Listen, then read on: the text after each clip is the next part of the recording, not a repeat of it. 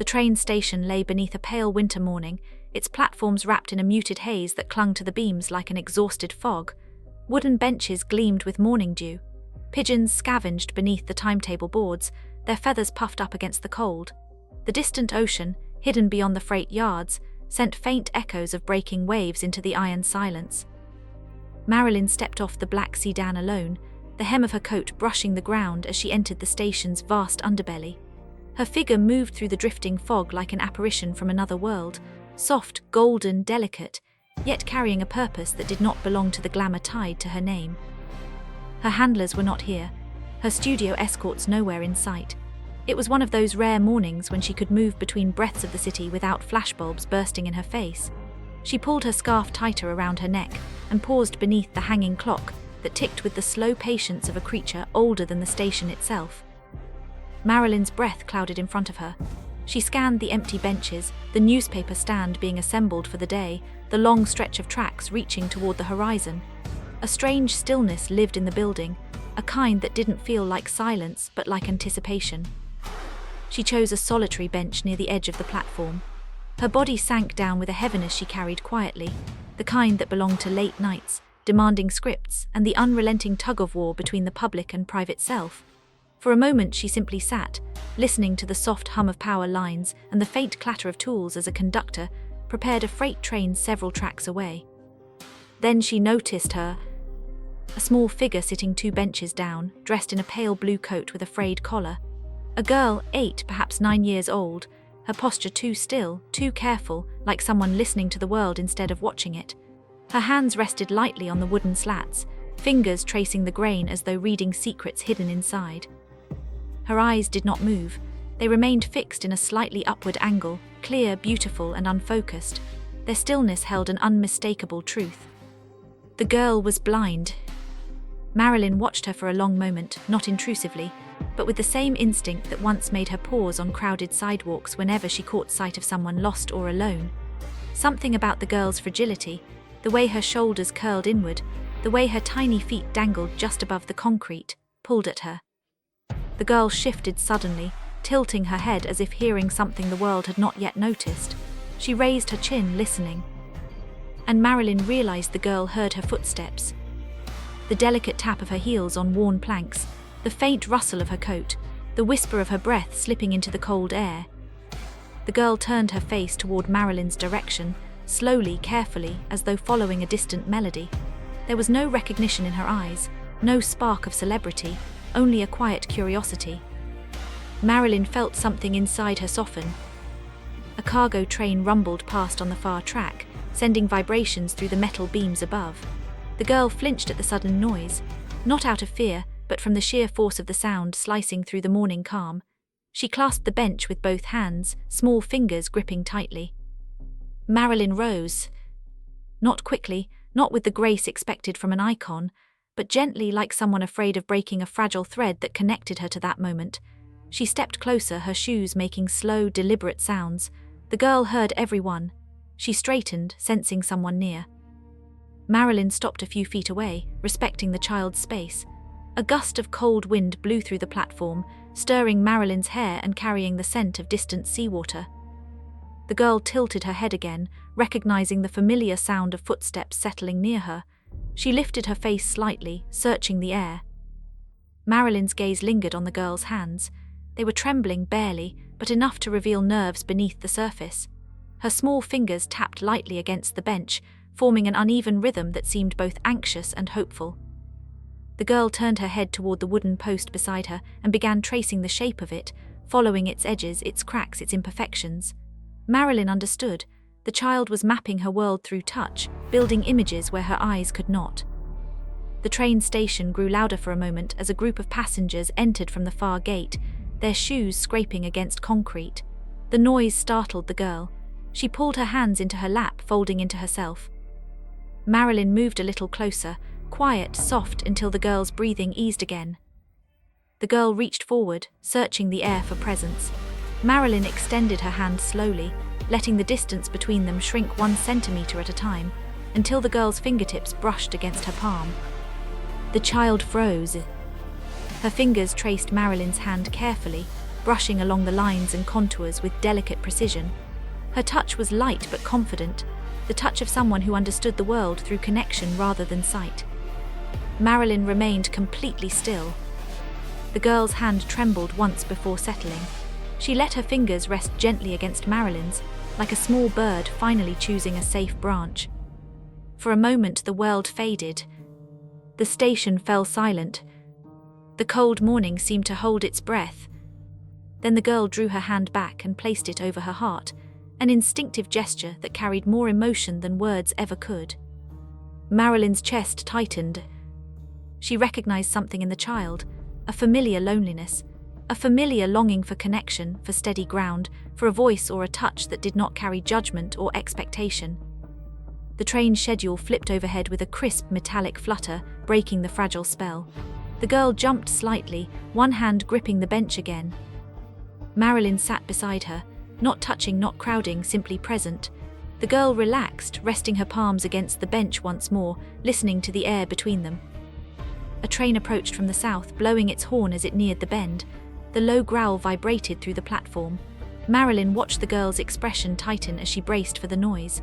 The sound grew louder, echoing across the steel rafters. Marilyn lifted her coat and draped part of it near the girl, creating a small barrier from the biting wind and the overwhelming noise. The girl leaned instinctively toward the warmth it offered. As the train rolled past, sending gusts of cold air and clattering metal in its wake, Marilyn noticed something that struck her deeply. The girl wasn't waiting for a train. She wasn't accompanied by anyone. And she wasn't simply passing time. She was alone. Utterly, dangerously alone. A blind child sitting on a freezing platform, without a parent or guardian in sight. Marilyn's heartbeat quickened. She looked around at the platforms, the waiting area, the distant ticket booth, but no one seemed even remotely connected to the little girl. Passengers rushed past without noticing her. Workers moved equipment with the focused indifference of routine. Someone dropped a stack of newspapers and began gathering them hastily, ignoring the child just feet away. It was as if the girl were invisible.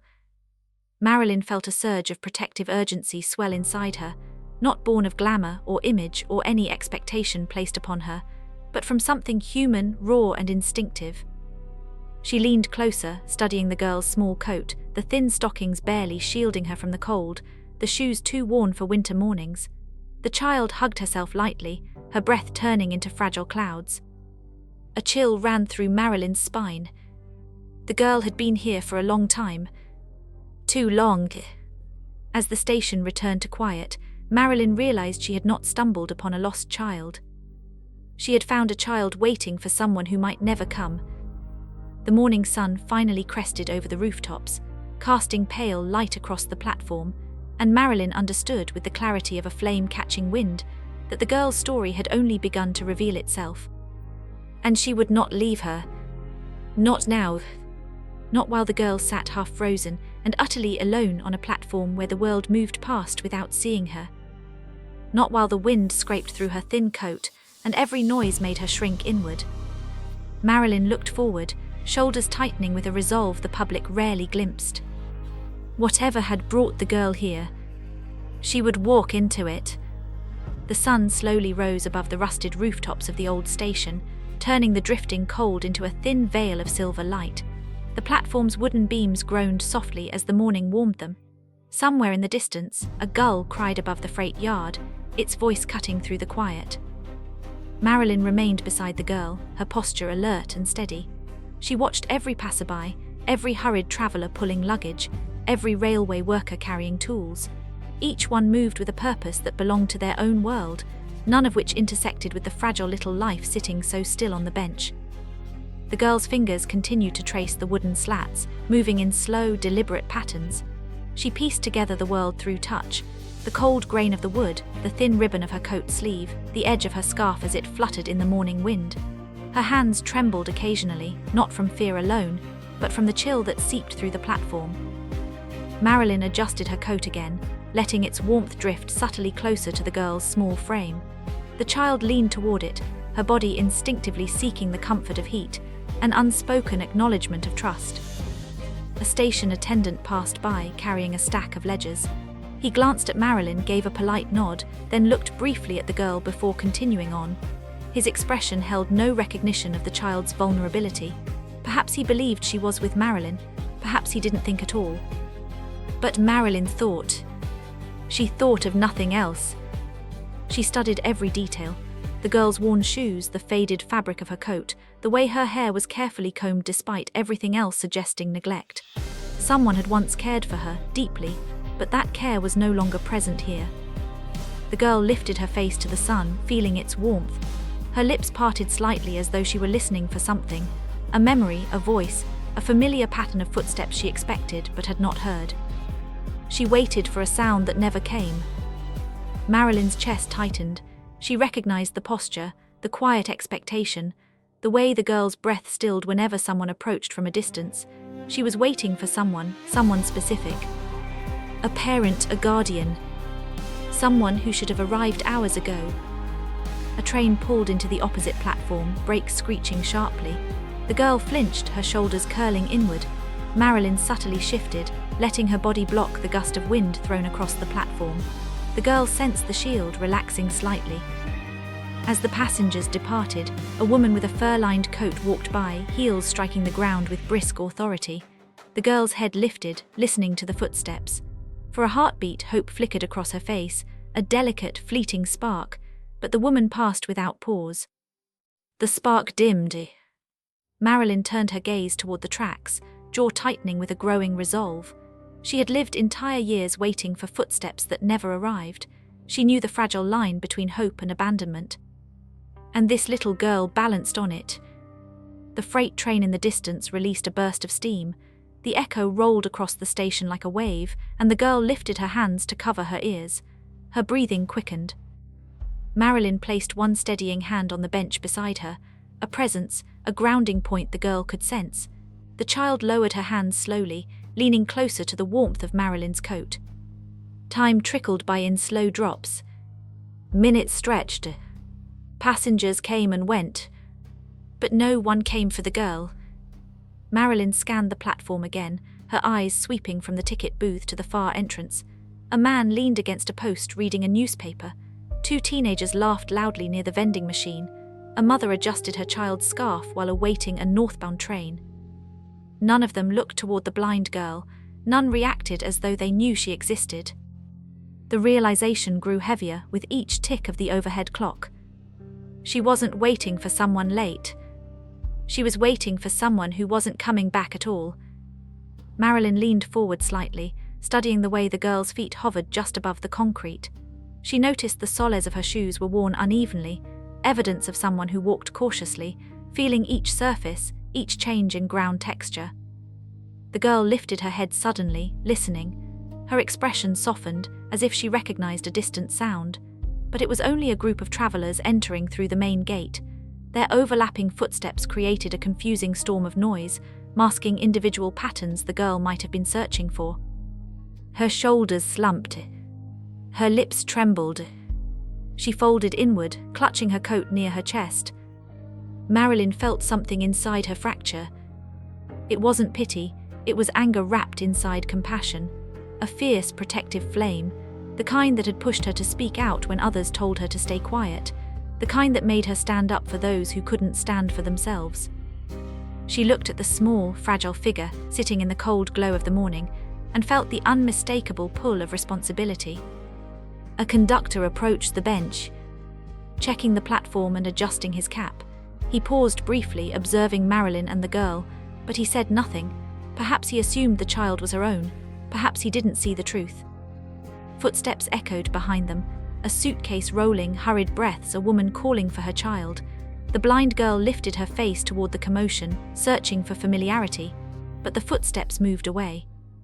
Again her hope flickered. Again it extinguished.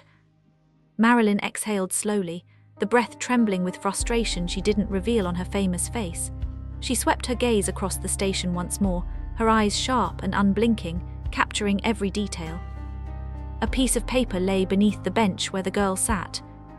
It must have slipped from her coat pocket. Marilyn reached down and lifted it from the ground, a fragile, rain-creased envelope. Its corner was torn. A faint pencil smudge stained the front. It had no address, no stamp, only a single word written in uneven handwriting.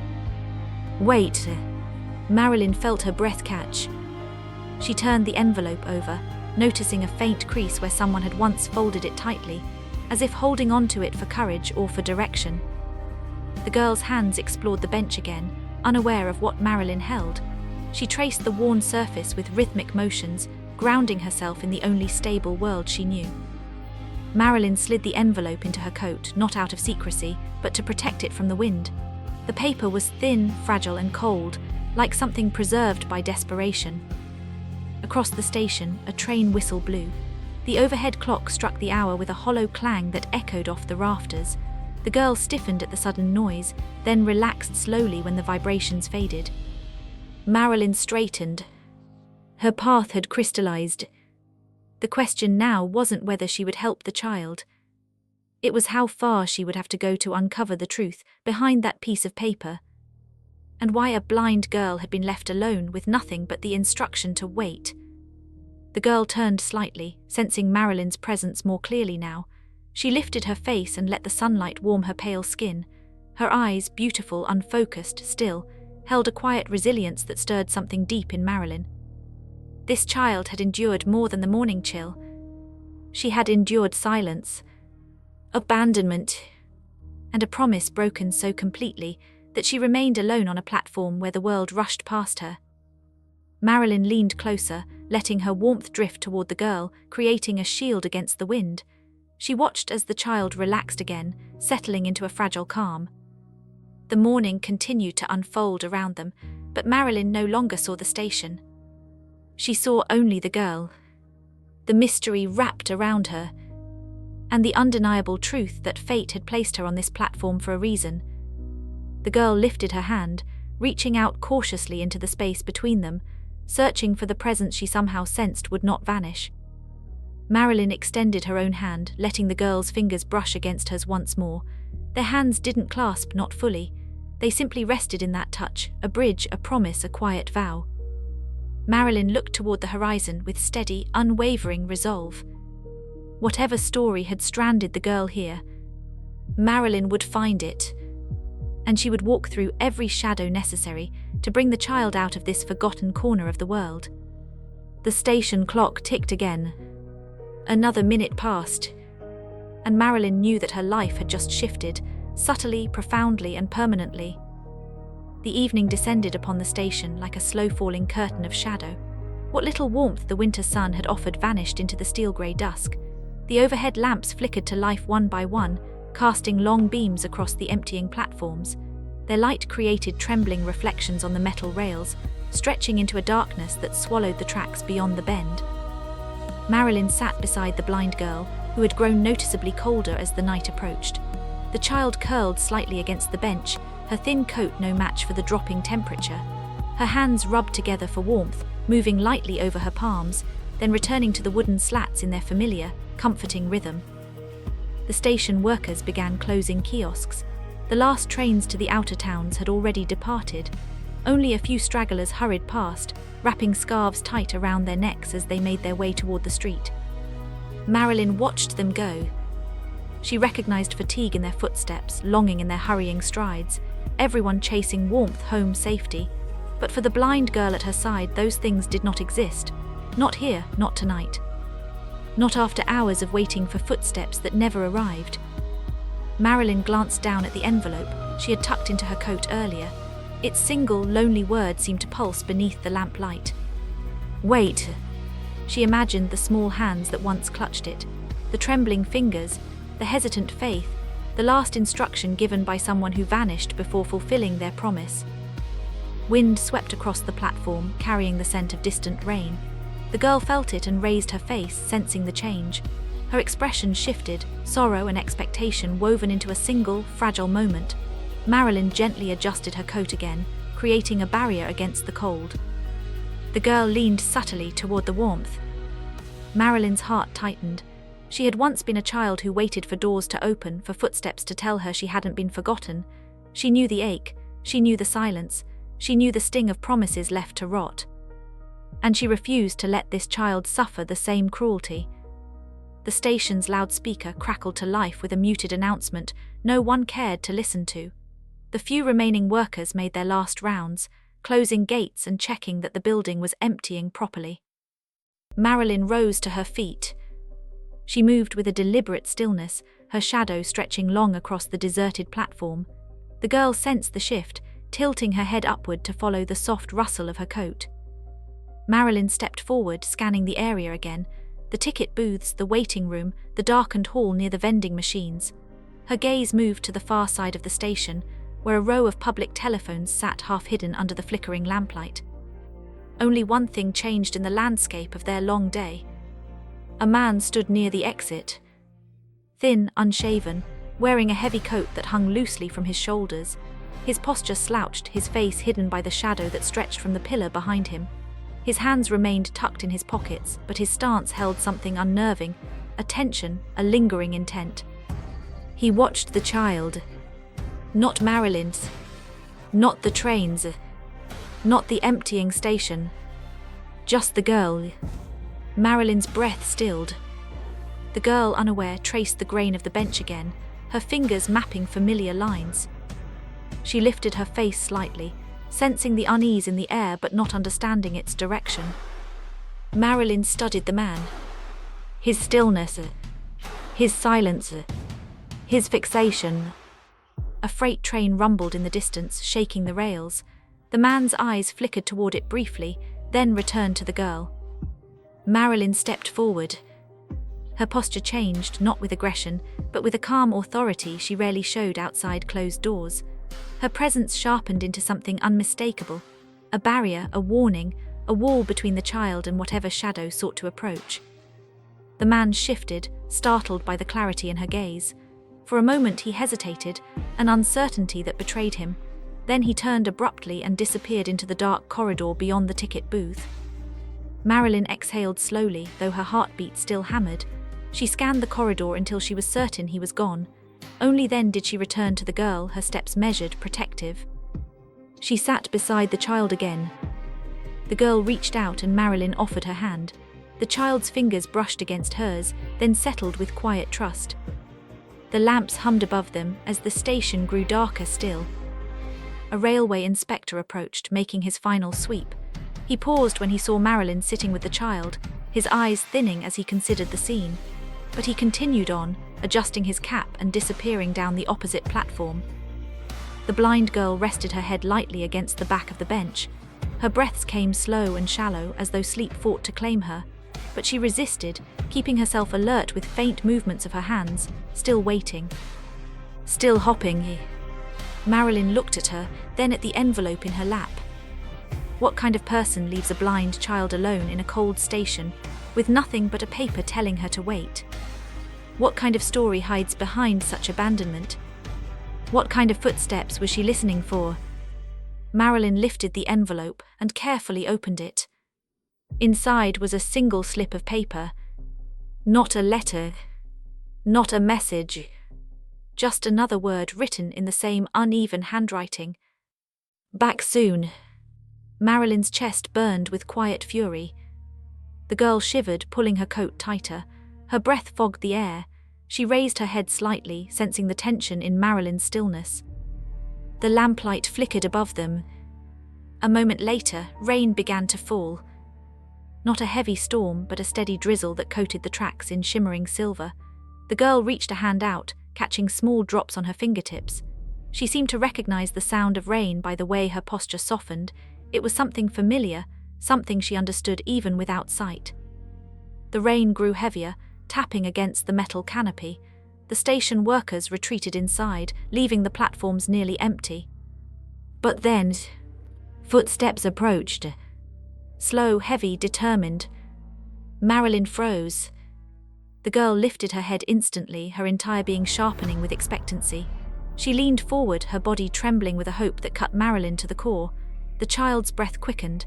Her hands gripped the bench. She believed these were the footsteps she'd waited for. But they weren't. A uniformed station officer emerged from the shadows, carrying a lantern to signal the closing of the final platform. His boots struck the ground with the heavy rhythm the girl mistook for someone else, someone who had promised to return. Her face crumpled, not in disappointment alone, but in heartbreak. A heartbreak so silent it vibrated through the cold air. Marilyn lowered her head, shielding the child from the rain with her coat. The officer paused when he saw them. He said nothing, just nodded respectfully to Marilyn, then moved on. His footsteps faded. The girl's small frame shook once. Only once, but it was enough to reveal the truth. She had finally understood that the person she waited for was not coming. Night deepened around them. The trains were finished. The crowds had long vanished. Only the echo of rain remained. Marilyn rose to her feet. She lifted the girl gently, wrapping her coat around her. The child leaned into her, not resisting, not questioning, simply surrendering to the safety that had been absent all day. Marilyn carried her toward the exit, each step purposeful. As they moved beneath the station's final archway, the last lamp flickered, casting a long shadow behind them, Marilyn's silhouette protecting the delicate form in her arms. The rain fell harder. At the threshold, Marilyn paused and looked back at the platform where the girl had waited for hours. The empty bench sat beneath the dim light, soaked by rainwater. The envelope lay folded inside Marilyn's coat, its message nothing more than a cruel reminder of someone who abandoned a child who could not see the world, but felt every ache in it. Marilyn stepped out into the night. She would find where the girl belonged. She would uncover the truth behind the broken promise. She would become the footsteps the child could trust. The rain swallowed the station behind them. The night closed around the streets ahead. And Marilyn walked forward, carrying the girl into a future where she would never again wait alone.